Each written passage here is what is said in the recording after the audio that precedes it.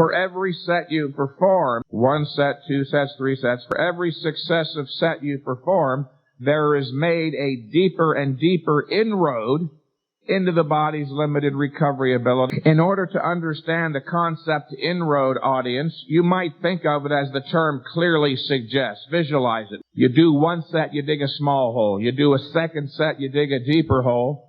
A 3rd set, even deeper. That's a negative thing because the deeper and deeper that hole gets, the deeper the inroad, then that much more of your recovery ability has to be wasted on filling the hole, or recovery we call it, leaving that much less left over for building the mountain on top, the muscle. But of course you have to do at least 1 set to have a workout. Ideally, we could somehow figure out a way to stimulate growth with 0 sets, literally. The issue of recovery ability should be one of the 2 most important issues of central concern in exercise science, and they all but completely evade it. Going from 1 set to 2 sets is literally the biggest mistake you can make. Your purpose as a bodybuilder is not to go into the gym to either prove or improve your endurance, but merely to stimulate growth with 1 set to failure. Even if 1 extra set might contribute some slighter growth stimulation, which it won't, you also made a 100% greater inroad into recovery ability, making it that much harder to recover from the workout, let alone build the mountain on top. Considering that overtraining is the major cause of lack of progress, that most bodybuilders fail to achieve their goals because of it, and that the orthodoxy, along with exercise science, has unconscionably evaded the point, I'm actually understating the importance, the role of overtraining. By definition, overtraining means performing any more exercise in terms of both volume and frequency than is minimally or precisely required to stimulate growth. The workout, you must understand, does not actually produce.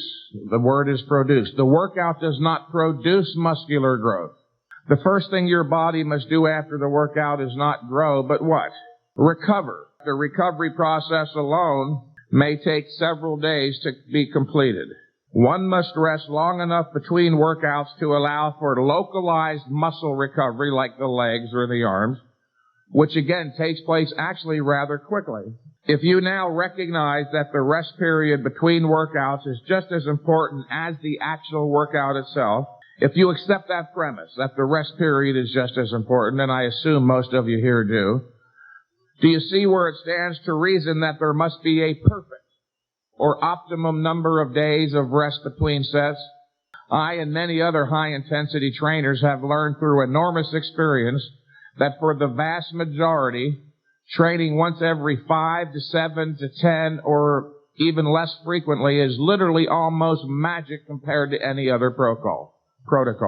It is always a mistake to train 2 days because 2 days in a row or 24 hours between workouts is not sufficient to allow for either full recovery or growth production. Andrew is now up from 163 pounds to 210 and within 4.5 months. And his deadlift went from 170 to 380 in the same period.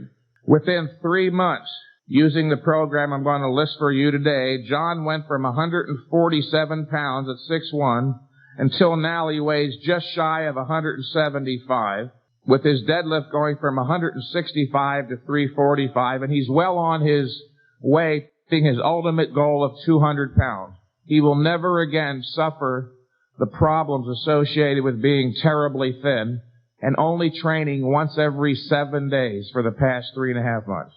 For those of you who find stories such as these inspirational,